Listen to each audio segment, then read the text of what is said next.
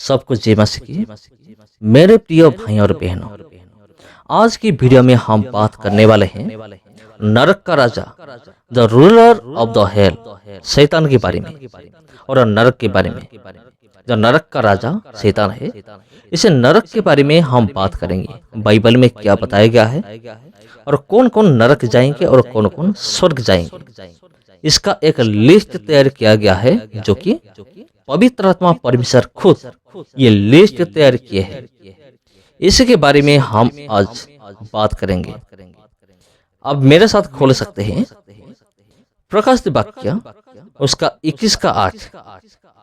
इधर इस प्रकार का लिखा गया है, परंतु डरपोकों और अविश्वासियों और घिनौने और हत्यारों और व्यभिचारियों और टोनों और मूर्ति पूजकों और सब झूठों का भाग उस झील में मिलेगा जो आग और गंधक से जलती रहती है। ये जो मेमोरी वर्स है, इसको लेकर हम थोड़ा सा गहराई से बातचीत करेंगे। तो ये एक लिस्ट है। बहुत सारे लोग ये कहते हैं हमने सिर्फ विश्वास किया है, तो ये पूरी तरह से काफी है।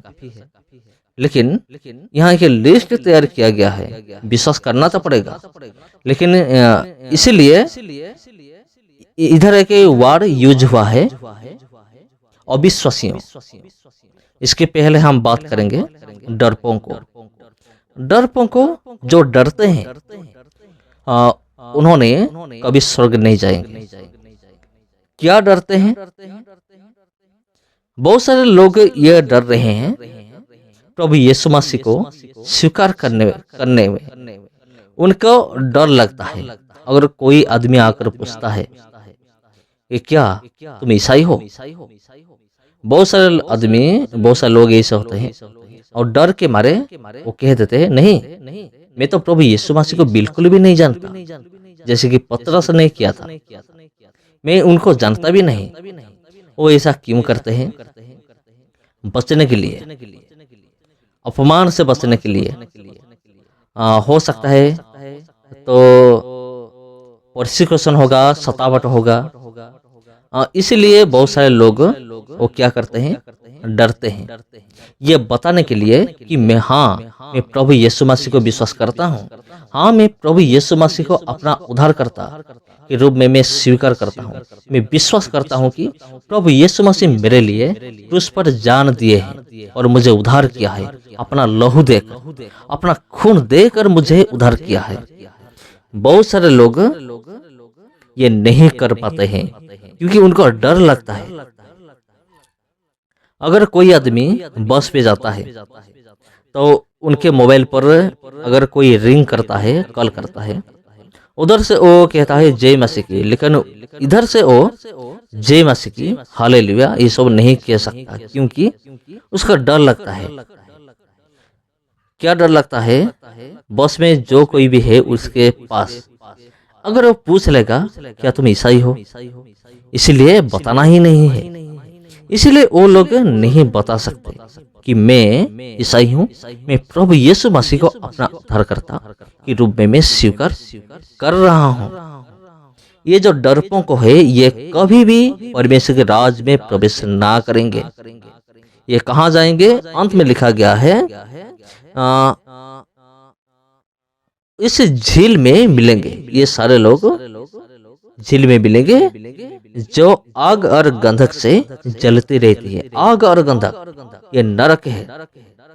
ये दूसरा मृत्यु है। पहला मृत्यु है जब एक आदमी मर जाता है शारीरिक रूप में, उसके बाद उनको आत्मा को लाकर इधर डाला जाता है अगर वो ये सारे गलती करता है। तो ये पहला था। दूसरा है अविश्वासियों, जो मैंने आपको कहा था। अविश्वासियों का मतलब है जो प्रभु यीशु मसीह को विश्वास नहीं करते हैं, उद्धारकर्ता के रूप में स्वीकार नहीं करते हैं। प्रभु यीशु मसीह ने मेरे लिए कालवरी क्रूस के ऊपर जान दिया है, जीवन दिया है, मुझे छुटकारा दिया है, मेरा सारे पाप को उन्होंने माफ किया है। तो मेरे प्यारे भाइयों और बहनों, ये जो अविश्वासियों, ये कभी भी परमेश्वर के राज में प्रवेश ना करेंगे, परंतु वो कहाँ जाएंगे?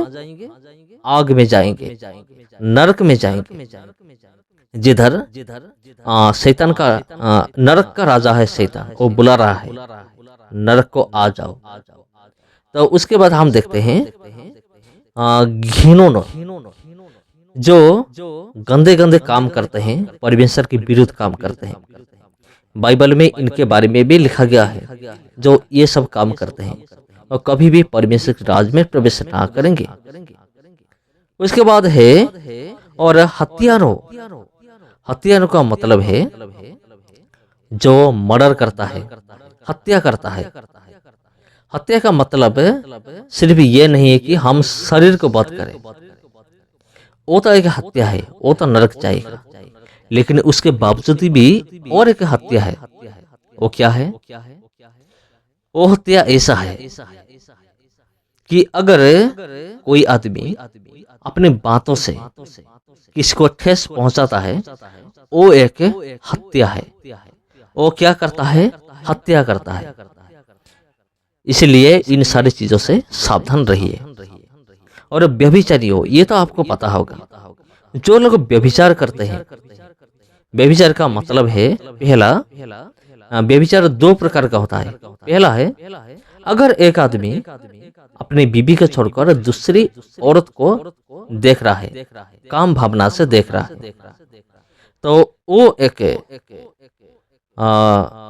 व्यभिचार का समान होता है। सिर्फ यही नहीं, अगर कोई औरत अपने पति को छोड़कर दूसरा पुरुष को वो देख रहा है काम भावना से, वो एक व्यभिचार है। तो जो लोग ये काम करते हैं वो कभी भी परमेश्वर के राज में प्रवेश ना करेंगे। और टोनो का मतलब है जो ब्लैक मैजिक करते हैं, जादू टोना जो करते हैं, उन लोगों ने कभी भी परमेश्वर के राज में प्रवेश ना करेंगे। उसके बाद लिखा गया और मूर्ति पूजों को, जो मूर्ति पूजा करते हैं, जी हाँ, ये आसान भाषा में लिखा गया है, जो मूर्ति पूजा करते हैं और परमेश्वर के राज में प्रवेश ना करेंगे। मूर्ति पूजा का मतलब सिर्फ यही नहीं है, अगर कोई परमेश्वर का बात नहीं मानता है तो वो भी एक मूर्ति पूजा का समान होता है। और सब झूठों, जो झूठ बोलता है, झूठ बोलने में उनको आनंद मिलता है, तो कभी भी परमेश्वर के राज में प्रवेश ना करेगा। उसके बाद लिखा गया है झूठों का भाग इस झील में मिलेंगे। ये सारे कहाँ जाएंगे? नरक जाएंगे, जहां गंधक जलती रहती है। ये दूसरा मृत्यु है।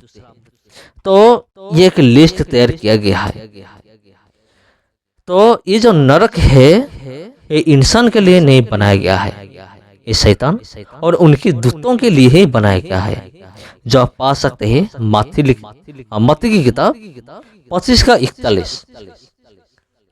जी हाँ, इसके अलावा और भी बहुत सारे मेमोरी वर्स है, आप पढ़ सकते हैं। मत्ती की किताब 25:46, रोमी का पत्री 6:23, मत्ती का पत्री 5:12 और प्रकाश वाक्य 14:11। इसके अलावा और बहुत सारे मेमोरी वर्स है, जिधर लिखा गया है कौन नरक जाएगा, कौन स्वर्ग जाएगा। ये सारे मेमोरी वर्स में सब क्लियर लिखा गया है।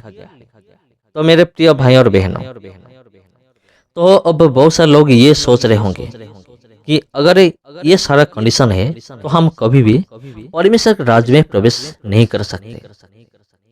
मेरे प्रिय भाई और बहनों, ऐसा नहीं है, इसके लिए भी रास्ता है। अगर हम प्रभु यीशु मसीह के ऊपर विश्वास करते हैं, तो प्रभु यीशु मसीह हमारे लिए क्रूस पर चढ़ा है, तो वो काफी होता है। लेकिन अगर कोई प्रभु यीशु मसीह को विश्वास करता है और उसके अलावा भी जानबूझकर ये सब काम करता है, वो कभी भी परमेश्वर के राज्य में प्रवेश नहीं करेगा।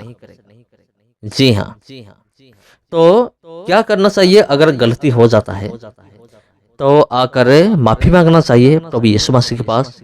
यीशु मसीह के नाम से माफी मांगना चाहिए, परमेश्वर माफ करेंगे। तो बहुत सारे लोगों में सवाल होगा, क्या परमेश्वर बार बार माफ करेंगे? जी हाँ, परमेश्वर बार बार माफ करेंगे, क्योंकि प्रभु यीशु मसीह ने खुद कहा है, अगर तुम्हारा भाई तुम्हारा विरुद्ध पाप करे तो उनको 7 गुना 70 बार उनको क्षमा करो। इसका मतलब है 490 बार उनको क्षमा करो। अगर प्रभु यीशु मसीह ने खुद ये उपदेश दिया है पतरस को, क्या प्रभु यीशु मसीह खुद ये काम नहीं करेंगे? अगर इंसान 490 बार क्षमा कर सकता है, तो सोचिए हमारा परमेश्वर यहोवा कितने बार क्षमा कर सकता है। सबको जय मसीह की। फिर मिलते हैं और एक वीडियो में।